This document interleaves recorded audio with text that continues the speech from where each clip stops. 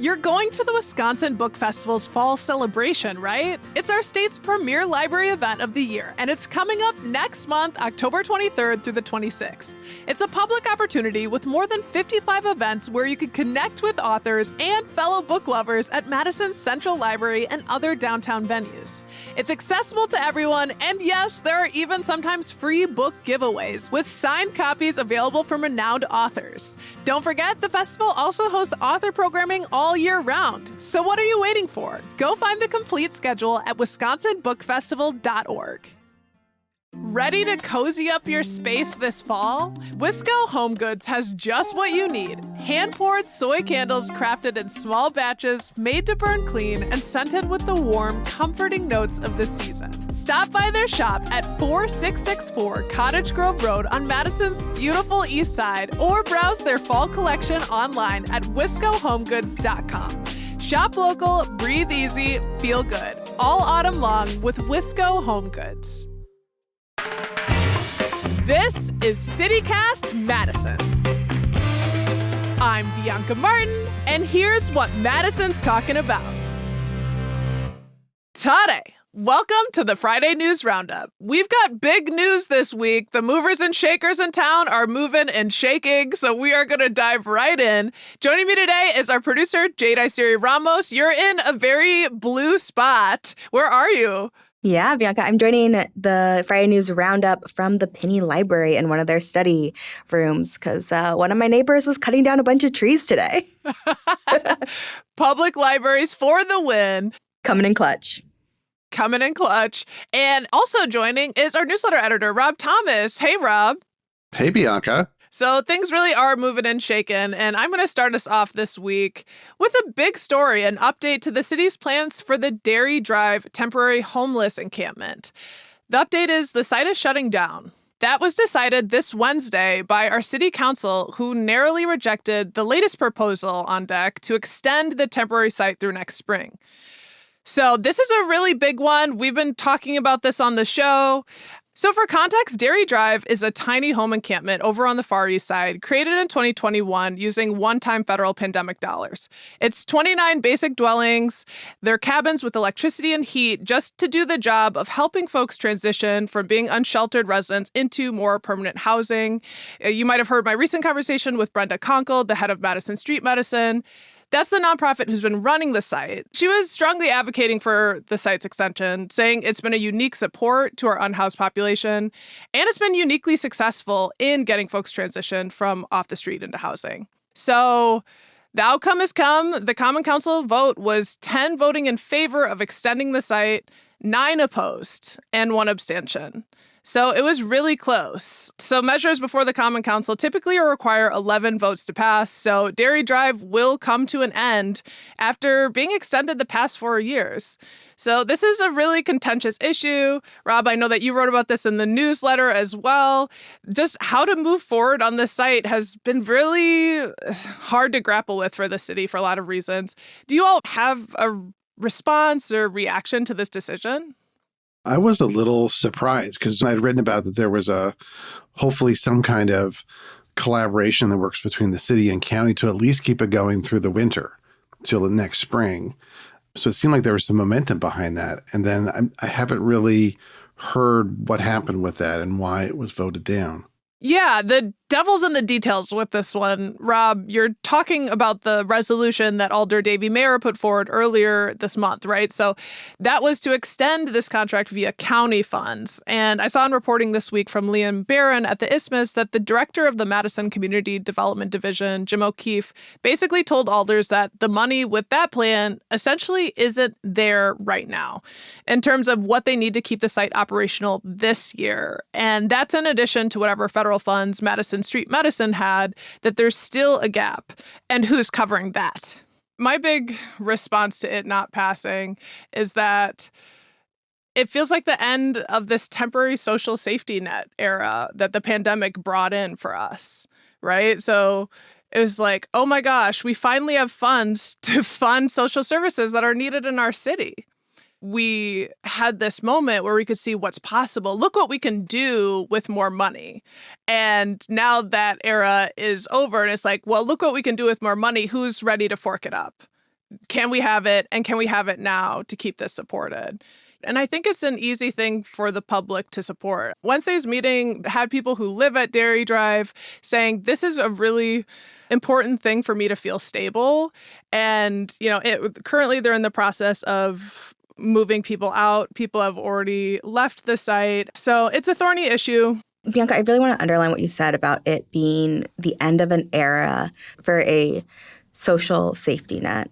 I feel like there was a moment, I think, in 2020 when people were like, oh, this is what like a universal basic income could be like. This is what it could be like if we were making sure people were having access to food and housing.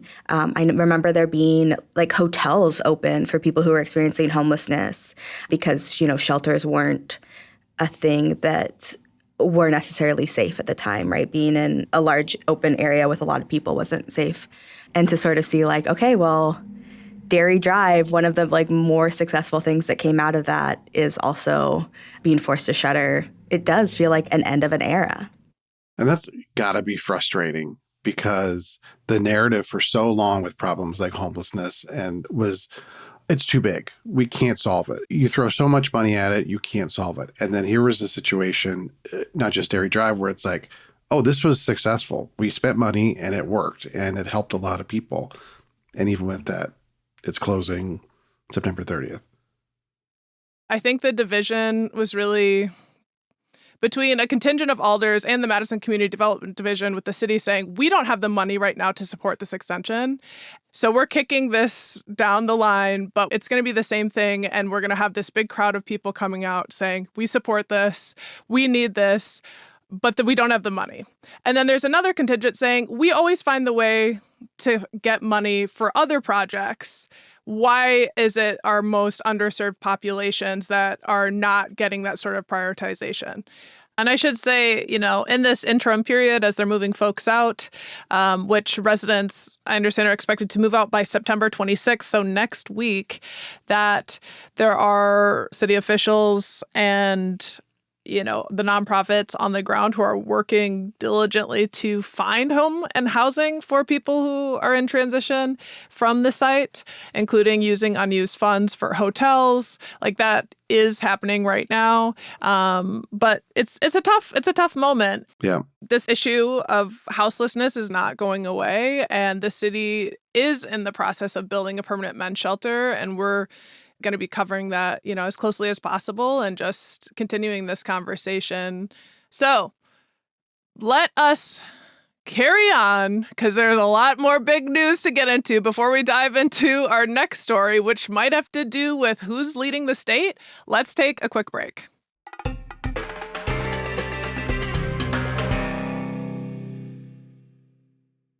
Hey, animal lovers! Your favorite team needs you to cheer them on at Bark and Wine Tailgate on Saturday, September 27th at Dane County Humane Society. From 3 to 6 p.m., join in the tailgate spirit with delicious food, refreshing drinks, tail-wagging games, a silent auction, and plenty of furry fun for a great cause. Plus, you'll get to meet some amazing animal greeters who will make the day unforgettable. Want more? Grab VIP pregame tickets to enjoy early access and other special perks. Can't wait for the event? The Donate to Vote Showdown is on. Every dollar you donate to cheer for your favorite animal team, cat, dog, wildlife, or critter, counts as one vote to crown this year's champion. Plus, your donation supports animals in our community. Last year, Team Cat clawed their way to the top, but who will win this tailgate rematch? That's up to you. Get your tickets today and start casting your votes now at giveshelter.org/BW. All right, we're back, and the movers and shakers are truly moving and shaking, Rob. They continue to move and they continue to shake. Yeah, I mean, who isn't going to run for governor next year? I feel like it's easier to just list those people. The Democratic primary to succeed Governor Tony Evers, who announced he would not run for a third term next year, got more crowded this week as not one but two politicians representing parts of Madison threw their hats in the ring. First, State Senator Kelda Roys, who represents Wisconsin's 26th district, which covers basically most of Madison, announced that she would be running on Monday. So backstory, Roys was elected to the Senate in 2020, previously served as the state rep from 2009 to 2013. She previously ran for Congress in 2012 when then Representative Tanny Baldwin went to the Senate. She lost to Mark Pocan in the Democratic primary. Then she ran for governor before in 2018 and lost in the Democratic primary to Tony Evers, of course. Even with that track record, Royce had said in an interview earlier this summer with the Cap Times that the rise in political violence and nasty rhetoric in American politics was giving her pause about another run for governor. That interview, I should clarify, was conducted after the shooting of 2 Minnesota lawmakers and their spouses in June, but before the assassination of conservative influencer Charlie Kirk last week. But she threw her hat in the ring. She lists her priorities as standing up to the Trump administration and right-wing extremists in Washington, D.C. and Wisconsin, economic opportunity for all, and building affordable housing in Wisconsin. So do you guys surprised by this, or were you kind of expecting her to jump in? I was expecting this. I think that she was on my short list of people to watch for an announcement from. Yeah, primed and ready, I think. And especially, Rob, you laying out the history of her run.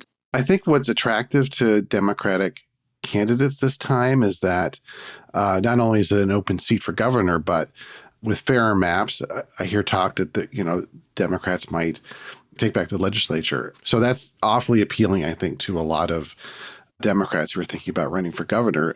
Speaking of which, on Wednesday, another Madison politician jumped in the race. This was State Rep Francesca Hong, who was elected to the legislature in 2020 to represent the 76th Assembly District and became the first Asian American in the state legislature. And most of us know that Hong is also a chef in town and the former co-owner of the beloved Morris Ramen that used to be on King Street. And she really leaned into that background and her working class roots in her campaign video, which she was wearing an apron, and it was filmed in a restaurant kitchen. And she talked about very much like working class priorities and how the system is rigged against working class people and how you might be one calamity away from disaster. She's centering her campaign about universal childcare and improved wages for working conditions for healthcare workers and increased funding for public schools. So it's interesting. You have two very progressive candidates from Madison who already seem to be taking somewhat different lanes in their approach to the campaign. And I mean, there's plenty of room for more. The field is likely to grow. When I was kind of researching these candidates, I saw that back in that 2018 Democratic primary, when Evers won, there were 9 other candidates running for that nomination. So, I mean, there's lots of room for more to jump in. We'll see. Right.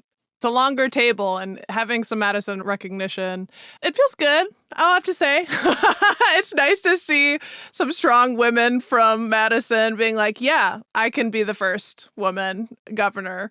And, we asked about if we're surprised about Kelda. I'll say, I was a little surprised with Francesca Hong putting her name in. But then when I heard it, I was like, well, sure, that makes sense. And messaging from both of them, you said they're kind of positioning themselves differently for sure, what's unique. And I think, watching sort of the campaign materials that have come out so far from Representative Hong, they are really consistent with her being a member of the Wisconsin Legislative Socialist Caucus and being outright working class, a single mother, we get cut out of this conversation and now we're in it. So this is it's exciting. Yeah, I think the potential for the amount of firsts that can happen in this race is really exciting, just to sort of see history being made or history potentially being made, right? Yeah, I do feel a lot of energy and enthusiasm coming out of both campaigns, which is really nice to see in politics right now. And the other thing is it's sort of like the puzzle pieces. And when they run for office, that opens up opportunities for other Democrats in Madison to run for their seats. In fact, just before we started recording, Madison City Council Alder Dean Anita Martinez-Rutherford announced that she would be running for Hong's seat representing the 76th district in the assembly. Oh my gosh! I know. We heard whispers, but yeah. Yeah, I got an email about that. So guys, we're going to be busy next year. There's no way around it. There's going to be a lot happening in Madison politics, and it's kind of exciting. It's so exciting. I cannot wait to talk to them on the show, frankly. Let's hear about their ideas and what needs to happen for our state. It's going to be primed. We're going to cover it all here. We are going to keep on rolling because there's more news in our political sphere. Before we get into that news, let's take a quick break.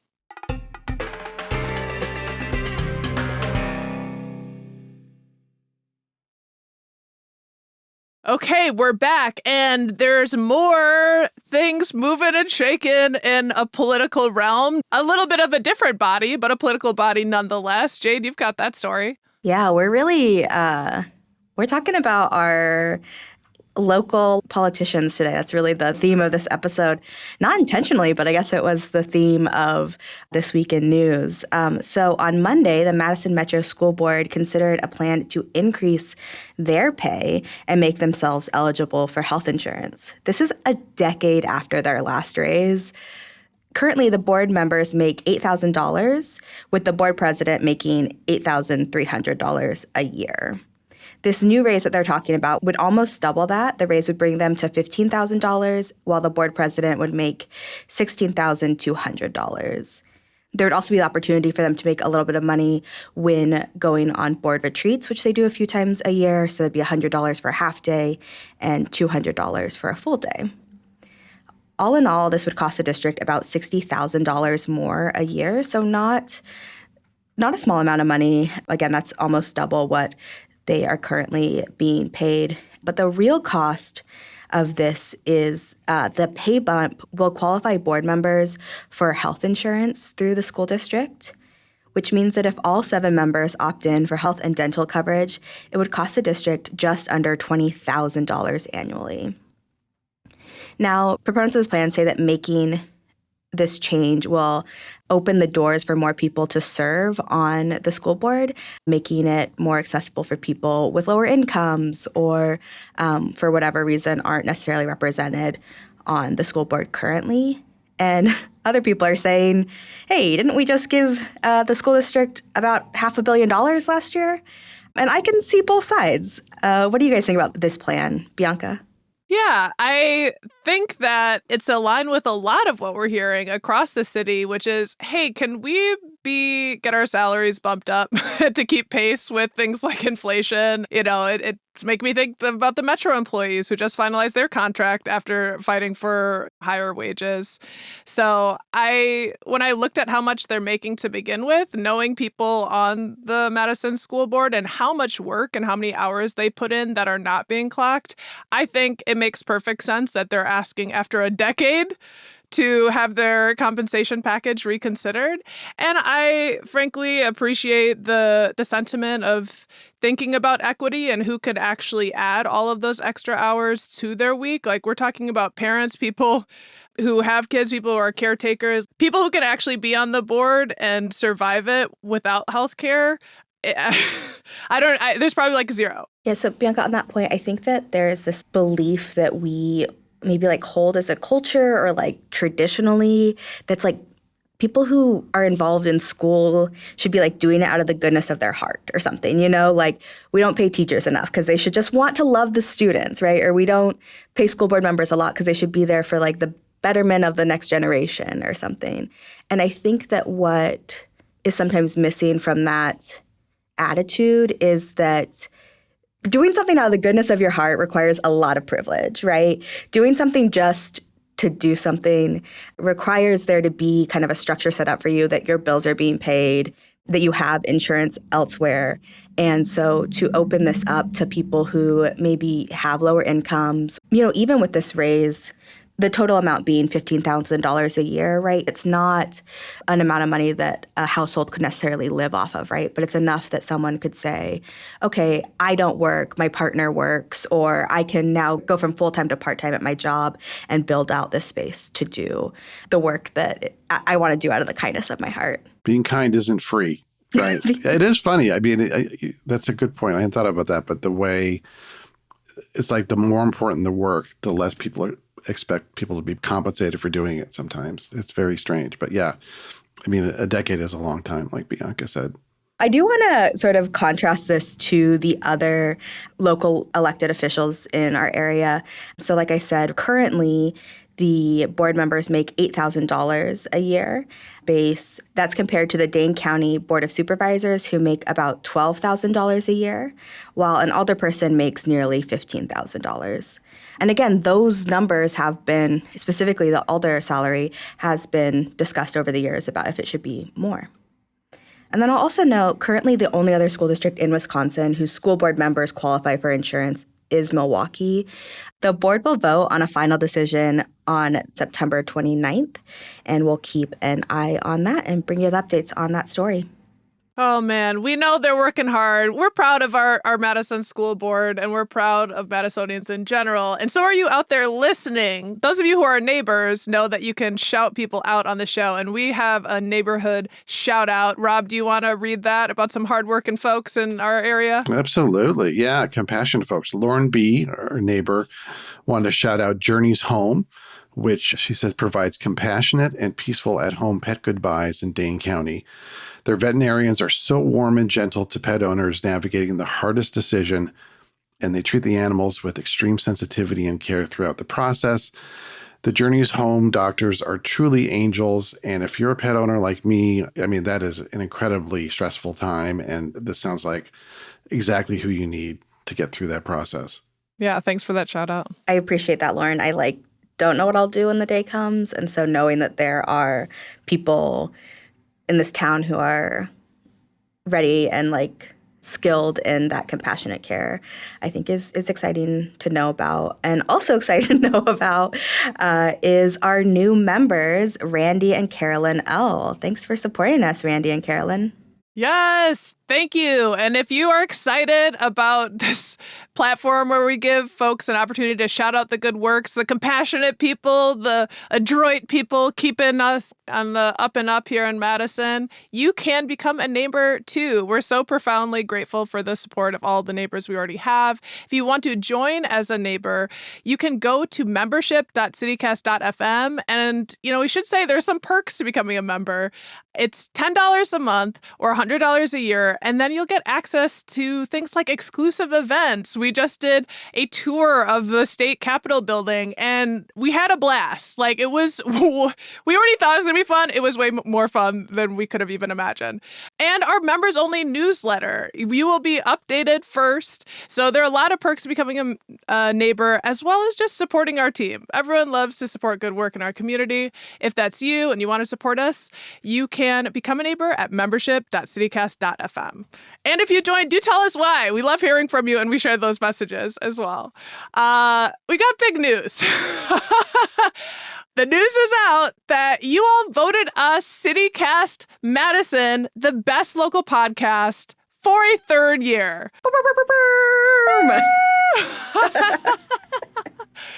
We're smiling so big. It's such a joyful thing to hear this news, and so profoundly humbling and gratifying. Y'all, how do you feel getting named Best of Madison again? This is my first year on the team. So I joined knowing that I was joining the Best of Madison, but now to be bona fide Best of Madison is really exciting. And I appreciate everyone who took the time to vote and the amount of credibility y'all have given us to be yeah, not only are we a podcast who's doing news every day and you should come on the show and let us interview you, we're also the Best of Madison. This is the best podcast in Madison, according to the people. And I want to say you've only made it better. You have elevated us and elevated us, Jade. No, I mean, there's stiff competition out there. I've been here a year, and for people to appreciate CityCast like that and vote for it year after year is just so gratifying because, that's who we do it for. And the fact that it's appreciated and we hear that when we're out in the community, it just feels really good. Yeah. It feels good. It's good vibes. We feel full. It just feels really filling. Like we ate. You're feeding us a great meal. But truly, it's an honor. This is our city, and this just feels energizing. And we just have scratched the surface for bringing stories of what we're up to and what we can get done in Madison. So thank you for listening. Thank you for supporting us. Thank you if you voted for us. Thank you if you didn't vote and you just are listening. We love you. And I know I just said that we feel full, like you fed us a good meal. There is a really exciting new festival coming, and it's going to be lots of Best of Madisons all in one place. If you haven't heard about it already, the True North Music and Food Festival. It's a new festival highlighting Madison's best musical acts and restaurants. You've probably heard about it on the show because we're doing a ticket giveaway, y'all. This is so cool. Yeah. It is really cool that you get to go for free if you win. So That's how you enter. Head over to our Instagram page to check out our pinned True North giveaway post. And make sure that you're following us, then follow the True North Festival Instagram page, then tag a friend in the comment of our pinned post on the person that you would like to take with you. So winners are going to be selected at random and contacted for the purposes of providing tickets.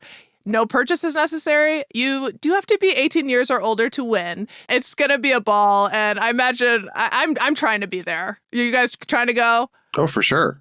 Okay, we're going. The headliner is Pokey Lafarge. You know, Mama's Dig Down Brass Band is going to be there. Spectaculous. Like, it's going to be hot. Ahan, like, great food.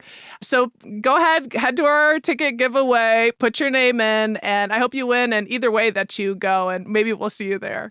All right, that is it for us for this Friday News Roundup. Thanks for joining me this week. Jade Iseri-Ramos, you queen. We made it to another Friday. Woohoo! And Rob Thomas, thank you so much, King. Happy Friday, Bianca.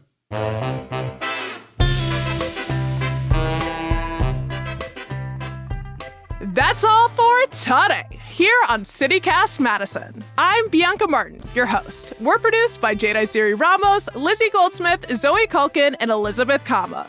Haley Sperling is our executive producer. Our theme music is by Carl Christensen. Additional music this week by DM, Moonlight, and Andy Ellison from Triple Scoop Music via Getty Images.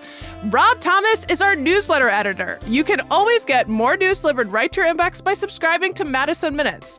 And don't forget, you can support this show and get great perks by becoming a CityCast Madison neighbor at membership.citycast.fm. And hey, if you enjoyed today's show, why not share this podcast with someone who likes their government working for the people? All right, see you back here Monday morning with more news from around the city. Until then, have a great weekend.